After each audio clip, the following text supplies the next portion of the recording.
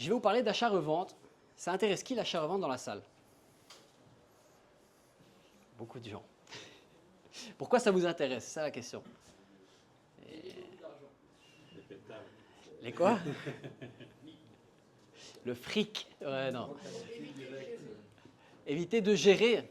C'est une excellente. Oui. Générer de l'argent sans avoir les problèmes derrière. Bon, sans les locataires, je dirais sans locataires. C'est vrai que les locataires, ça cause des problèmes. Si c'est bien étudié, etc. Normalement, il y a moyen de dégager quelque chose. Bien étudié, ça c'est intéressant parce que ça revient encore une fois à ce que Luigi dit, c'est bien étudier le réseau, comprendre, savoir à qui poser des questions, donc oui. Bien étudier, c'est aussi budgétiser, c'est aussi savoir combien ça coûte un mètre carré de plafond RF. Dans la salle, un prix au hasard 70, 75, 80, ça dépend. RF 30, RF 60. Double plaque. Ah ouais, il y a beaucoup de technologies. Enfin, on peut faire plein de choix aussi. Il y a beaucoup de variétés de protection contre le feu. Hein. Ça dépend en fonction de votre distance, encore une fois de votre classification. Mais il y a même déjà des plaques déjà toutes faites qui font, je vais dire 5 cm chez Promat. Et en gros, moi j'ai déjà mis ça dans des bâtiments hauts et pour des gaines de ventilation. Et en fait, on n'a qu'une seule plaque à mettre. Encore une fois, tout est à budgétiser. Hein. Il n'y a pas qu'une seule méthode. Et ça peut être le revêtement de sol aussi. Ça doit être aussi le revêtement de sol. C'est intéressant. Et encore là-dessus, il y a tellement de prix différents. Mais ça, c'est la rénovation de manière générale. Ici, j'accompagne un client sur Soigny, 3 appartements, un rez-de-chaussée commercial. On a fait des devis et on a vraiment tout au niveau des prix. Donc, par exemple, là, on parlait des plafonds RF. On a reçu des prix à 90 € du mètre carré. On a reçu des prix à 80 € du mètre carré. Finalement, on a travaillé avec notre partenaire, Dryart. Et je pense qu'on est à 68 € du mètre carré. Ça fait 22 € du mètre carré de moins. C'est un immeuble où il y a 400 ou 500 mètres carrés de faux plafond. 400, 500 fois 22 €, ça fait plus que 12 000 €. Donc ça fait un énorme gain. C'est pour ça qu'il faut avoir le réseau, c'est pour ça qu'il faut comprendre et savoir analyser un devis, c'est très important. Et au début, surtout dans l'achat-revente, c'est primordial de savoir dans quoi vous mettez les pieds. Moi, j'ai remarqué un constat depuis maintenant 5 ans avec Anthony qu'on fait ça, c'est que effectivement, beaucoup de gens ont peur de l'achat-revente, ont peur de la requalification et s'imaginent qu'au bout d'un achat-revente, on va être requalifié. Qui a déjà entendu quelqu'un qui s'est fait requalifier? Toi, tu comptes pas. Non, mais c'est assez rare. Massimo, tu es d'accord? C'est quelque chose qui ressort très rarement. À partir de combien de gars achat-revente après qualifié? Pas vu, pas pris. Non, mais après, si on fait un par an. Exact. Tu en fais un par an, tu gères ton parc en bon père de famille, c'est-à-dire qu'une fois tu achètes, tu gardes, une fois tu achètes, tu revends, une fois tu achètes, tu vas vivre dedans 3 ans, tu bénéficies des 3%, puis tu revends. Enfin, en fait, il faut savoir jouer avec les règles pour gagner de l'argent en Belgique parce que tout devient de plus en plus compliqué. Et j'ai un client encore ici, petite anecdote, on l'a découvert récemment et peu de gens le savaient, mais ce client a déjà 2 biens immobiliers. Il s'apprête à acheter un 3e bien immobilier dans lequel il va vivre. Et il y a une règle qui dit en Belgique que si vous n'êtes pas plein propriétaire d'un bien, vous pouvez acheter un bien à 3% de droit d'enregistrement. Donc ce client qui a déjà 2 biens, pour lui, il pensait que c'était cramé. En fait, avec mon notaire, on a trouvé une astuce, c'est qu'il va léguer 1% de ces 2 bâtiments à sa compagne pour devenir primo-acquéreur et acheter leur future résidence principale à du 3%. Du génie. C'est du génie. Et c'est du montage un peu technique, on va dire ça comme ça, mais qui est sûr, fiable, parce que le notaire a demandé, en tout cas à son regroupement de notaires, un avis préalable pour ce type de montage, et c'est passé. Donc on voit qu'en fait le réseau, c'est vraiment toujours la clé, et la connaissance pour gagner de l'argent. Donc effectivement, le locatif pour s'enrichir, oui et non. Locatif, on s'enrichit après 20 ans, si on décide de revendre après 20 ans. Mais on peut s'enrichir aussi très rapidement avec un bon projet d'achat-revente, comme chez Zoe, cliente que j'accompagne, que Luigi nous mène, en tout cas le projet à la baguette, le permis à la baguette, pour faire 2 maisons, un terrain sur lequel on est en train d'introduire une maison vraiment atypique, Oui, en face du château d'Avray. c'était ça la problématique. C'est ça la problématique, c'est Ouais. là-dessus qu'il se casse un peu la tête, mais ça Mais va, on ça y a- aboutit ouais, quand même. On y est arrivé, ouais. On y est arrivé et le projet va générer à la cliente plus de 150 000 euros de plus-value. Alors que de base, elle n'y connaît strictement rien. C'est juste qu'elle se fait accompagner par moi. Voilà. Pas pour me jeter des fleurs, mais voilà, oui. c'est vraiment un cas concret. Et vraiment, c'est ça l'idée. C'est elle va gagner beaucoup d'argent tout de suite, pouvoir profiter de la vie et pas attendre 65 ans. Je ne dis pas que le locatif, c'est mal, mais c'est bien de faire un peu les deux.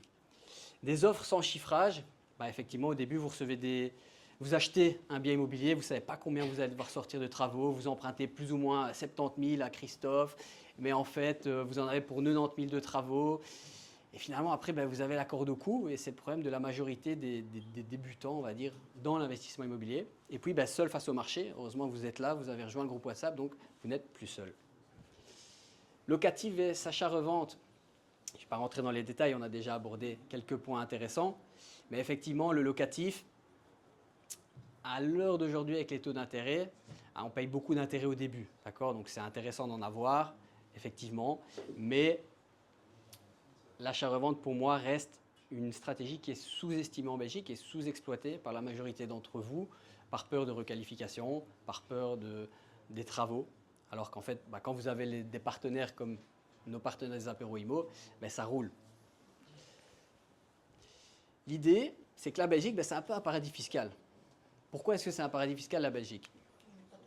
On n'est pas taxé sur le locatif. On n'est pas taxé sur les loyers, c'est clair. Si vous avez une coloc que vous louez 100 000 euros par mois ou 1 000 euros par mois, vous allez payer la même chose en termes de taxes. C'est pour ça que la coloc est pas mal privilégiée chez les investisseurs qui veulent se générer du cash flow rapidement. Et c'est un super moyen de démarrer. Moi, j'ai démarré par des colocs et ça m'a assez vite, rapidement changé. En tout cas, j'ai eu en 3 colocs, ça m'a fait gagner la même chose que mon salaire à l'époque. Donc effectivement, ça peut être très agressif comme manière d'investir, mais il faut aussi le faire bien. Et puis, Belgique, paradis fiscal, surtout pour la taxation sur la plus-value. Parce que vous êtes taxé à 16,5% sur la plus-value, ce qui reste, pour moi, très honnête de donner 16,5% de son gâteau à l'État. On ne peut pas gagner à tous les coups. Mais moi, on me dit, tu fais une opération, voilà 80 000, et tu donnes 16,5% à l'État, ça fait 10 000 euros, on va dire ça comme ça. Sauf que vous récupérez 3/5 des droits d'enregistrement parce que vous vendez dans les 2 ans. Ça aussi, il y en a beaucoup qui l'oublient. Et finalement, ça vient parfois même contrebalancer l'imposition sur la plus-value. Qui a déjà fait un achat-revente dans la salle ? Massimo ? Mimoun ? Et peu de gens finalement. Peu de gens. C'est bien. Ça va peut-être vous chauffer à faire de l'achat-revente. Quand on fait un achat-revente et qu'on reçoit une grosse somme sur son compte en banque, ça fait plaisir. Voilà. C'est pas un héritage, mais on se dit « Ah, j'ai peut-être trouvé un petit filon quand même là ». Et je vous invite un jour à quand même vous projeter vers un projet d'achat-revente, pas faire que ça encore une fois, mais diversifier, c'est important. Et puis parfois, il y a des clients qui sont obligés de vendre. Je m'explique. Ils ont un taux d'endettement trop élevé, ils ont trop de crédit sur le dos par rapport à ce qui rentre, trop de charges par rapport aux rentrées financières. Parfois, ils n'ont pas le choix. Ils doivent vendre un bâtiment, récupérer de l'argent. Et c'est ça aussi l'importance d'être accompagné, bien entouré. C'est que même si vous faites une coloc, un Airbnb, n'importe quel type d'investissement, c'est que vous devez toujours créer de la valeur, toujours créer de la plus-value. Même si vous gardez le bâtiment. Parce qu'on s'enrichit, vous devez être riche après les travaux. Dès que les travaux sont terminés, vous devez faire passer un expert qui va vous dire votre bâtiment maintenant il vaut 280 et vous avez un crédit dessus de 200 000. Ça, c'est le Graal. Okay ? Vous n'êtes pas obligé de revendre derrière. Vous pouvez le garder si vous l'aimez, ce bâtiment. Mais ça, c'est une obligation. Si vous voulez accélérer, aller vite dans l'immobilier, c'est de toujours créer de la plus-value. Hop, dans l'autre sens. Alors, moi, je fais de l'immobilier depuis que j'ai 25 ans. Donc, j'ai commencé assez tard finalement. Et j'ai fait beaucoup moi-même. Donc, dans mes bâtiments, j'ai beaucoup mis la main à la pâte, comme beaucoup d'entre vous ici. Et c'est vrai que ça fait gagner de l'argent. J'ai gagné de l'argent grâce à ça, effectivement. Mon premier bâtiment que j'ai revendu m'a généré plus de 100 000 euros de plus-value. Et je l'ai revendu parce que j'avais fait beaucoup d'erreurs. Ce n'était pas intentionnel de faire un achat-revente. Je l'ai revendu parce que je trouvais que le bâtiment n'était pas bien rénové. Quelqu'un me l'a acheté. Voilà, il n'y avait pas de vis cachée, mais il y avait des cabines de douche. Ce n'était pas bien fait. Aujourd'hui, on fait des douches à l'italienne. On fait quelque chose avec un standard plus élevé. Mais au début, c'est vrai qu'on fait beaucoup d'erreurs quand on est seul. Malgré tout, faire moi-même m'a appris à avoir une expertise sur les travaux.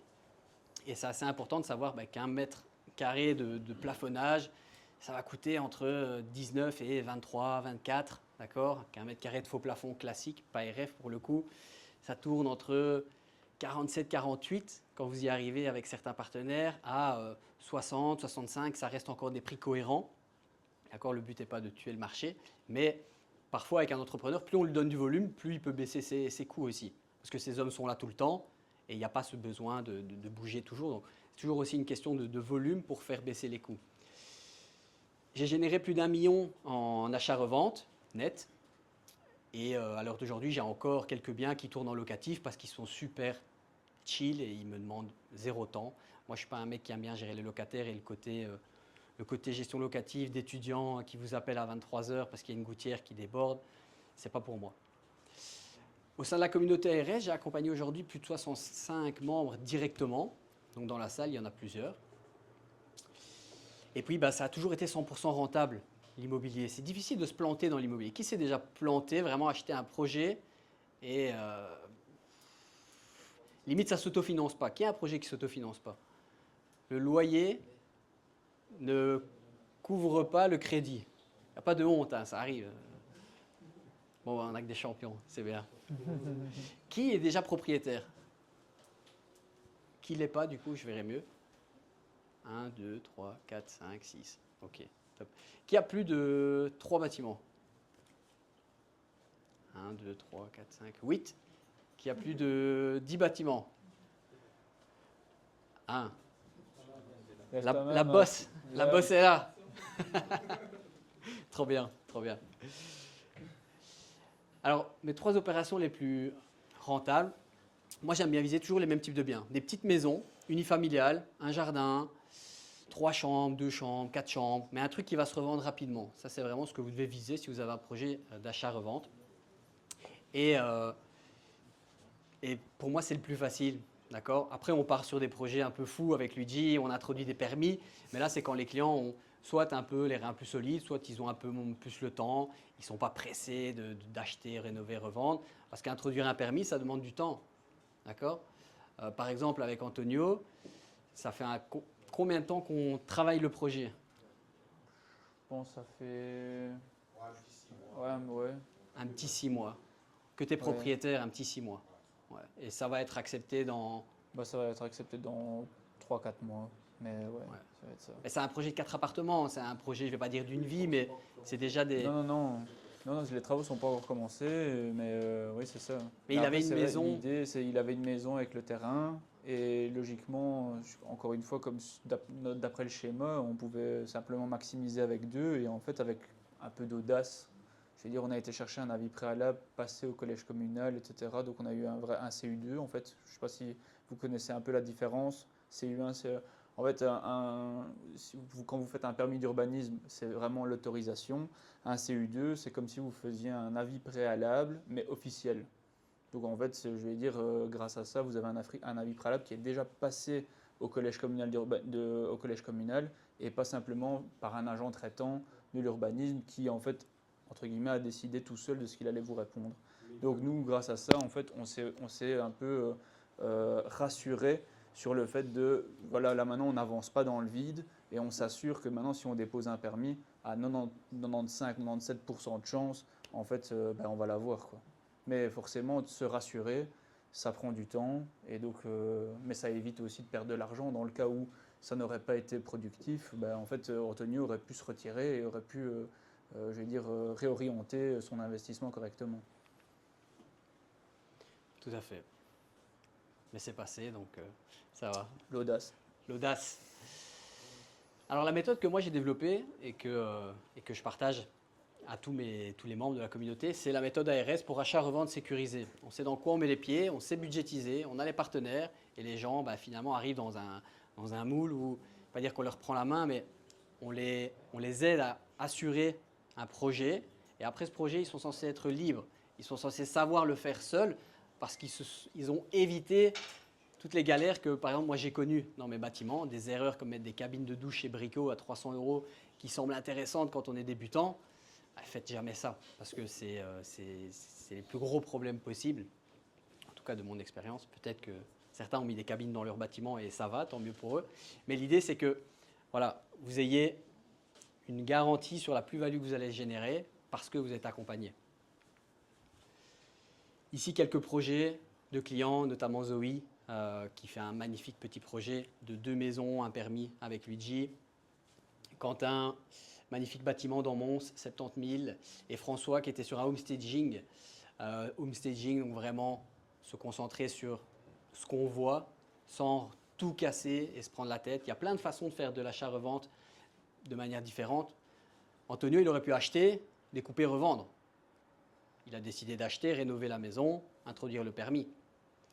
Il y en a qui achètent, ils mettent un coup de peinture parce que ça a été sous-évalué. Ils vont changer le sol, ils vont remettre un parquet massif au sol ou ils vont apporter un peu de peps, ils vont changer la cuisine. Mais ça va donner vraiment une autre valeur au bâtiment. Et il y en a beaucoup qui font ça aussi, du homestaging, ça marche très bien. Donc l'idée, c'est que quand vous êtes accompagné, vous avez mon WhatsApp, vous avez des coachings collectifs tous les lundis, la formation où on vous apprend vraiment à dénicher des pépites, réseau d'experts, réseau partenaires des apéros IMO qui sont simplement toujours dévoués à nous remettre des devis en temps et en heure et à savoir discuter, c'est important aussi. Visite de terrain, donc moi j'adore, si vous me suivez et vous nous suivez sur YouTube, j'adore aller visiter les projets de mes clients, suivre ça de près. Et puis avec mes clients, on se fait des calls évidemment. Le but c'est vraiment une relation de mentor et étudiant, mais c'est vraiment que je sois très disponible pour eux. Hop. C'est pour qui l'achat-revente et c'est pas pour qui. On pourrait se dire, tiens, est-ce que c'est pour moi l'achat-revente? Je sais pas trop, le stress et tout ça, les corps de métier. Voilà, je ne vais pas vraiment lire, mais effectivement, celui qui est tranquille dans sa vie, qui gagne 7 000 € par mois avec un bon boulot, qui se dit, ben moi, je m'en fous de faire 60 000 sur un achat-revente, c'est tout à fait logique, j'ai envie de dire. Moi aussi, à sa place, j'investirais 4 000 de mes 7 000 € tous les mois dans un parc qui va grossir. D'accord? L'achat-revente, c'est intéressant, mais pas tout le temps. C'est intéressant quand on veut vraiment créer un levier pour son parc. Pour terminer, nos partenaires, les best, évidemment. Je ne peux pas dire autre chose parce qu'on travaille avec eux tout le temps et si vous nous suivez sur les réseaux, vous voyez bien qu'ils sont toujours là, aux petits soins pour nous. Notamment Connexion IMO qui est en train de nous vendre un petit bâtiment là qu'on a rénové à Ornu et qui ont une offre qui est tombée aujourd'hui, donc trop bien. Un petit achat-revente en société là. Et puis tous les autres évidemment qui vont se reconnaître. On a Christophe qui est dans la salle avec Sophie qui nous finance beaucoup de projets. Le Mahotel qui est là évidemment, Luigi, tous les autres, Gomenuserie. Bref, n'hésitez pas. On va passer au networking. On va vraiment pouvoir parler de cas concrets et répondre à vos questions. Voilà les amis. Merci. Ouais, Magnifique boss. merci. Je pense qu'on peut encore applaudir Luigi pour la pertinence des informations.